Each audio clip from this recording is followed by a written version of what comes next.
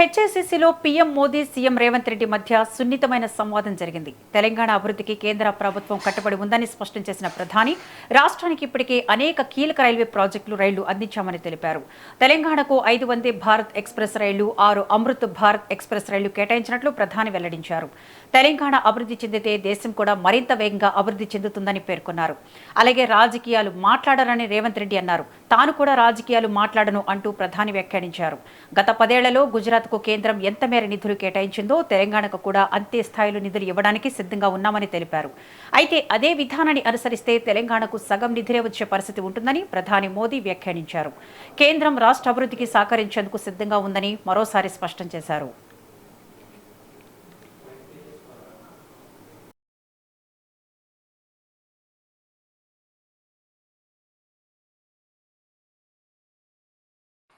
मैं रेवंता जी से कहूंगा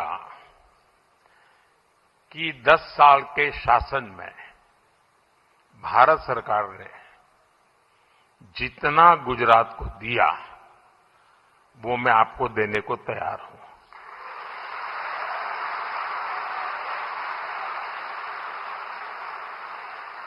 लेकिन मेरी जानकारी से मैं आपको बता देता हूं कि जैसे ही मैं ऐसा करूंगा आपको जो अभी मिल रहा है वो आधा हो जाएगा।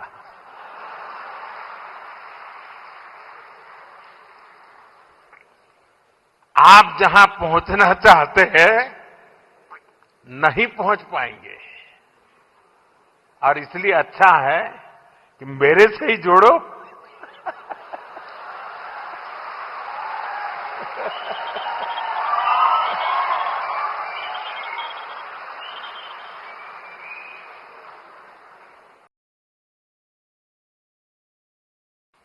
मैं रेवंता जी से कहूंगा कि 10 साल के शासन में भारत सरकार ने जितना गुजरात को दिया वो मैं आपको देने को तैयार हूं।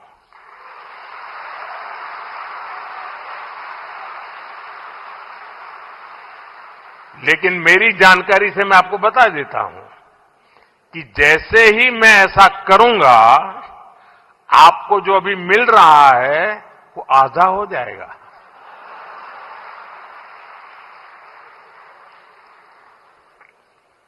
आप जहां पहुंचना चाहते हैं नहीं पहुंच पाएंगे और इसलिए अच्छा है कि मेरे से ही जोड़ो।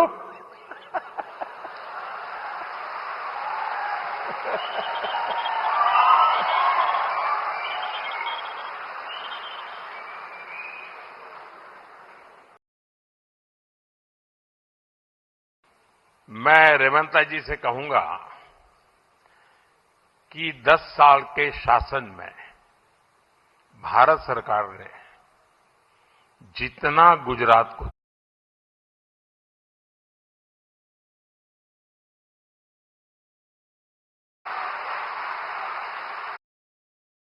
పీఎం మోదీ సీఎం రేవంత్ రెడ్డి మధ్య సున్నితమైన సంవాదం జరిగింది. తెలంగాణ అభివృద్ధికి కేంద్ర ప్రభుత్వం కట్టుబడి ఉందని స్పష్టం చేసిన ప్రధాని రాష్ట్రానికి ఇప్పటికే అనేక కీలక రైల్వే ప్రాజెక్టులు రైళ్లు అందించామని తెలిపారు. తెలంగాణకు 5 వందే భారత్ ఎక్స్ప్రెస్ రైళ్లు, 6 అమృత్ భారత్ ఎక్స్ప్రెస్ రైళ్లు కేటాయించినట్లు ప్రధాని వెల్లడించారు. తెలంగాణ అభివృద్ధి చెందితే దేశం కూడా మరింత వేగంగా అభివృద్ధి చెందుతుందని పేర్కొన్నారు. అలాగే రాజకీయాలు మాట్లాడనని రేవంత్ రెడ్డి అన్నారు. తాను కూడా రాజకీయాలు మాట్లాడను అంటూ ప్రధాని వ్యాఖ్యానించారు. గత 10 ఏళ్లలో గుజరాత్కు కేంద్రం ఎంత మేర నిధులు కేటాయించిందో తెలంగాణకు కూడా అంతే స్థాయిలో నిధులు ఇవ్వడానికి సిద్ధంగా ఉన్నామని తెలిపారు. అయితే అదే విధానాన్ని అనుసరిస్తే తెలంగాణకు సగం నిధులే వచ్చే పరిస్థితి ఉంటుందని ప్రధాని మోదీ వ్యాఖ్యానించారు. కేంద్రం రాష్ట్ర అభివృద్ధికి సహకరించేందుకు సిద్ధంగా ఉందని మరోసారి స్పష్టం చేశారు.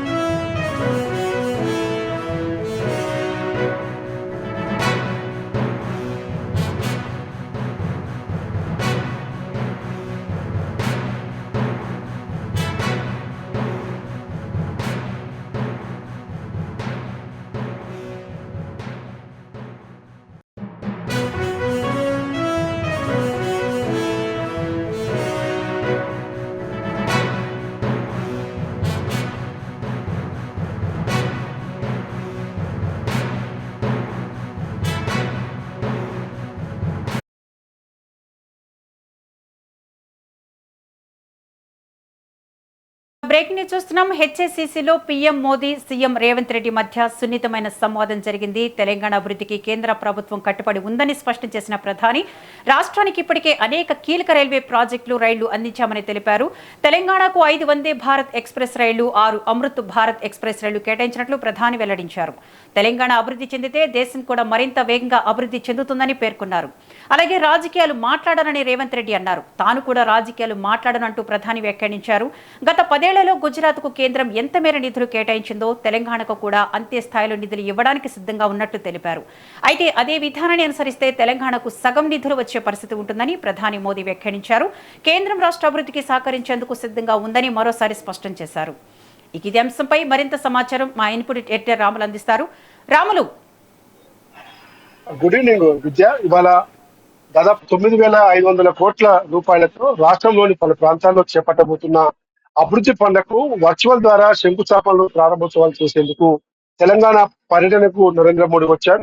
ఇవాళ మధ్యాహ్నం బేగంపేట ఎయిర్పోర్ట్ కు చేరుకున్న ప్రధాని నరేంద్ర మోడీకి డిప్యూటీ సీఎం భట్టి విక్రమార్కతో పాటు ఇతర ప్రముఖులు బేగంపేట ఎయిర్పోర్ట్ లో స్వాగతం పలికారు. ఆ తర్వాత హెచ్ఐసిసిలో అధికారిక కార్యక్రమంలో పాల్గొనేందుకు బై రోడ్డు మార్గం ద్వారా నరేంద్ర మోడీ హెచ్ఐసిసికి చేరుకోవడం జరిగింది. హెచ్ఐసిసిలో నరేంద్ర మోడీకి ముఖ్యమంత్రి రేవంత్ రెడ్డి, అదేవిధంగా కేంద్ర మంత్రులు బండి సంజయ్, కిషన్ రెడ్డి, రాష్ట్ర రోడ్డు రవాణా శాఖ మంత్రి కోమటిరెడ్డి వెంకటరెడ్డి, రాష్ట్ర గవర్నర్ శివప్రతాప్ శుక్లా, అదేవిధంగా చేవేళ్ల ఎంపీ కొండా విశ్వేశ్వరరెడ్డిలు ఘన స్వాగతం పలికారు. అయితే వేదికపై ఏదైతే ప్రసంగిస్తున్న సమయంలో అటు మొదట కిషన్ రెడ్డి ప్రసంగించారు, ఆ తర్వాత తెలంగాణ ముఖ్యమంత్రి రేవంత్ రెడ్డి ప్రసంగించారు, ఆ తర్వాత ప్రధాని నరేంద్ర మోడీ ప్రసంగించడం జరిగింది. అయితే ముఖ్యమంత్రి రేవంత్ రెడ్డి ప్రసంగిస్తూ ఏదైతే కొన్ని వ్యాఖ్యలు చేశారో దానికి కౌంటర్ గా మళ్ళీ నరేంద్ర మోడీ కూడా సున్నితమైన పదజాలంతో వ్యాఖ్యలు చేయడం జరిగింది. గత 10 ఏళ్లలో ఉమ్మడి రాష్ట్రంలో ఏదైతే అప్పటి ప్రధాని మన్మోహన్ సింగ్ గుజరాత్ కు ఏ విధమైన అభివృద్ధి చేశారో ఇప్పుడు కూడా మీరు అదే అభివృద్ధికి నిధులు కేటాయించాలని చెప్పి ముఖ్యమంత్రి రేవంత్ రెడ్డి ప్రధాని ఉద్దేశించి మాట్లాడటం, అదేవిధంగా 5 రాష్ట్రాల ఎన్నికల పోలింగ్ కౌంటింగ్ ప్రక్రియ ముగిసిన తర్వాత తెలంగాణకు నరేంద్ర మోడీ వచ్చారు. కాబట్టి ఖచ్చితంగా తెలంగాణకు కావాల్సిన నిధులు ఇచ్చి ప్రధాని పెద్ద మనసును చాటుకోవాలి. కేంద్ర మంత్రులు బండి సంజయ్, కిషన్ రెడ్డి ఇద్దరు కూడా ప్రధాని మోడీ పెద్ద మనసున్న వారు అని చెప్తా ఉంటారు.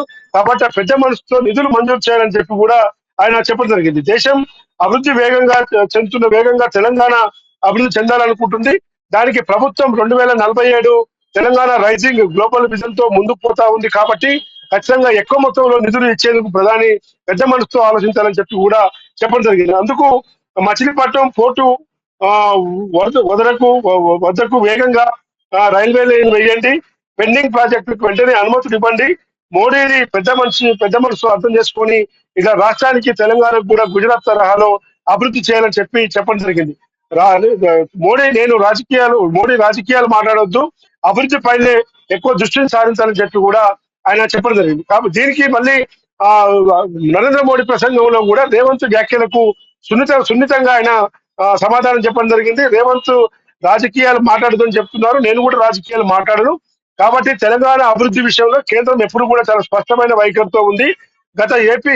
తెలంగాణ ఏర్పాటుకు ముందు 1000 కోట్ల నిధులు వస్తే, తెలంగాణ ఏర్పాటు అయ్యాక ఉమ్మడి రాష్ట్రంలోనే 1000 కోట్ల నిధులు వస్తే, కేవలం తెలంగాణ ఏర్పాటు అయ్యాకనే 5,000 కోట్లకు పైగా నిధులు ఈ రోజు కేటాయించామని చెప్పి ప్రధాని నరేంద్ర మోడీ చెప్పడం జరిగింది. దాంతో పాటు రేవంత్ రెడ్డి మాతో కలిసి రావాలి, రేవంత్ జాగ్రత్తగా వినాలి అని చెప్పి కొన్ని ఆసక్తికర వ్యాఖ్యలు కూడా మోడీ చేయడం జరిగింది.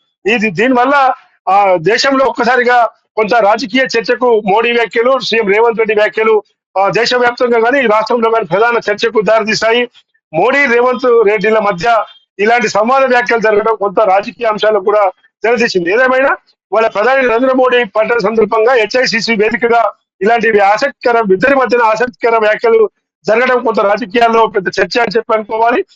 మోడీ ఏదైతే బీజేపీ కాసేపట్లో సికింద్రాబాద్ పరేడ్ గ్రౌండ్ లో ఏదైతే బీజేపీ ఆధ్వర్యంలో ఏర్పాటు చేసిన భారీ బహిరంగ సభలో మోడీ ప్రసంగిస్తారు. హెచ్ఐసిసిలో అభివృద్ధి పనులకు శంకుస్థాపన, తన ప్రసంగం తర్వాత AP deputy CM Pawan Kalyan నివాసానికి వెళ్లి అతన్ని పరామర్శించడం జరిగింది. ఆ తర్వాత గచ్చిబౌలిలోని సింధు ఆసుపత్రికి ప్రారంభోత్సవానికి వెళ్ళారు, దాన్ని జాతికి అంకితం చేశారు. ఆ తర్వాత ఏపీ ముఖ్యమంత్రి చంద్రబాబు నాయుడు నివాసానికి వెళ్తారు. ఆ తర్వాత బేగంపేట ఎయిర్పోర్ట్ లో ఒకసేపు విశ్రాంతి తీసుకొని సాయంత్రం 6:30 గంటలకి సికింద్రాబాద్ పరేడ్ గ్రౌండ్ లో బీజేపీ ఆధ్వర్యంలో నిర్వహిస్తున్న భారీ బహిరంగ సభలో ఆయన పాల్గొంటాడు. 7:30 ప్రాంతంలో మళ్ళీ బేగంపేట ఎయిర్పోర్ట్ నుంచి తిరిగి ఆయన గుజరాత్ వెళ్తారు. విద్య రాములు, కాసేపట్లో చంద్రబాబుని కలవబోతున్నారు ప్రధాని మోదీ. అక్కడ చంద్రబాబు నివాసం దగ్గర పరిస్థితి ఎలాగుంది? అలాగే టీడీపీ పార్టీకి సంబంధించిన నేతలు ఎవరైనా కలవబోతున్నారా మోదీని? అంటే హైదరాబాద్ నగరానికి వచ్చిన ప్రధాని నరేంద్ర మోడీ ఏపీ ముఖ్యమంత్రి కూడా ప్రతి శనివారం ఆదివారము ఆయన వీకెండ్ లో హైదరాబాద్ కు వస్తుంటారు. హైదరాబాద్ లో ఉన్న చంద్రబాబు నాయుడు ఉన్నారు కాబట్టి మోడీ చంద్రబాబు నాయుడు ఇంటికి వెళ్తున్నారు. అయితే ఇద్దరు ముగ్గురు ముఖ్య నేతలు ఉంటున్నప్పటికీ కేవలం చంద్రబాబు నాయుడుతోనే ఆయన పర్సనల్ గా కలిసి మర్యాద పూర్వకంగా భేటీ మాత్రమే చెప్తున్నారు. ఎలాంటి రాజకీయ అంశాలకు తావులేదు.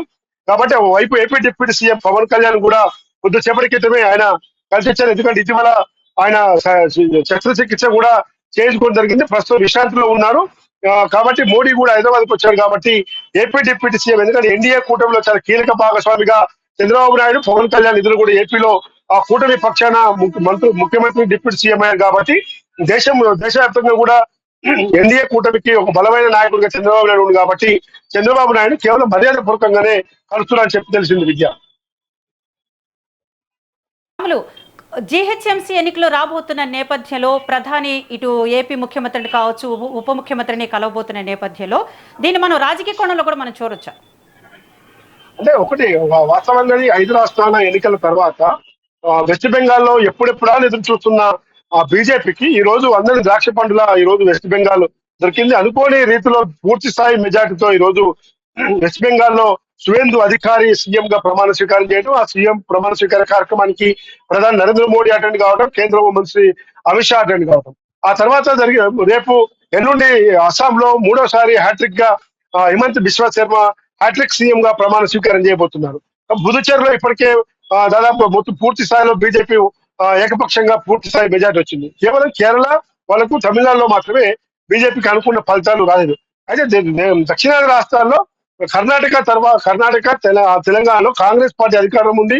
కాంగ్రెస్ పార్టీ అధికారంలో ఉన్న తెలంగాణలో భవిష్యత్తులో ఇప్పటికే గ్రామ పంచాయతీ ఎన్నికలు, మున్సిపల్ ఎన్నికలు పూర్తయ్యాయి. రాబోయే ఎంపీటీసీ, జెడ్పీటీసీ ఎన్నికలతో పాటు ముఖ్యంగా గ్రేటర్ హైదరాబాద్ లో జిహెచ్ఎంసీ ఎన్నికలు కూడా త్వరలో జరగబోతున్నాయి. ఎందుకంటే గ్రేటర్ హైదరాబాద్ ఇప్పటికే మల్కాజ్గిరి మున్సిపల్ కార్పొరేషన్ గా, తర్వాత సైబరాబాద్ మున్సిపల్ కార్పొరేషన్ గా, ఇటు గ్రేటర్ హైదరాబాద్ 3 విభాగాలుగా కార్పొరేషన్ గా చేసి ఈ రోజు ఉంది. కాబట్టి 3 కార్పొరేషన్ పరిధిలో కూడా డివిజన్ కార్పొరేషన్ ఎన్నికలు జరగబోతున్నాయి. కార్పొరేషన్ ఎన్నికలపై బీజేపీ ప్రధాన దృష్టిని ఆకర్షించింది. అందులో భాగంగానే హైదరాబాద్ కేంద్రంగా ఈ రోజు ఇతర జిల్లాల్లో కొన్ని ప్రముఖమైన ప్రాజెక్టు ఉన్నప్పటికీ కేవలం హైదరాబాద్ కేంద్రంగానే ఈ రోజు ప్రధాని నరేంద్ర మోడీ దాదాపు 9,700 కోట్ల రూపాయల నిధులతో వర్చువల్ గా శంకుస్థాపన చేయడం జరిగింది.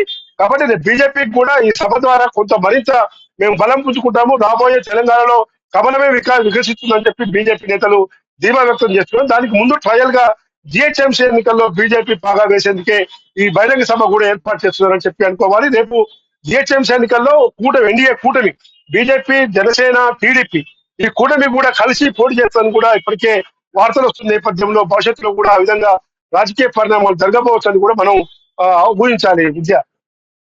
Thank you Ramulu. भारत सरकार ने जितना गुजरात को दिया, मैं रेवंता जी से कहूंगा कि 10 साल के शासन में भारत सरकार ने जितना गुजरात को दिया वो मैं आपको देने को तैयार हूं।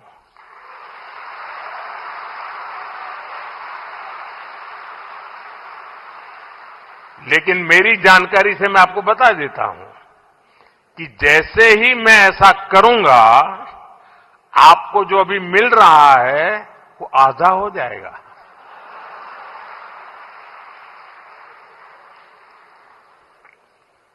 आप जहां पहुंचना चाहते हैं नहीं पहुंच पाएंगे, और इसलिए अच्छा है कि मेरे से ही जोड़ो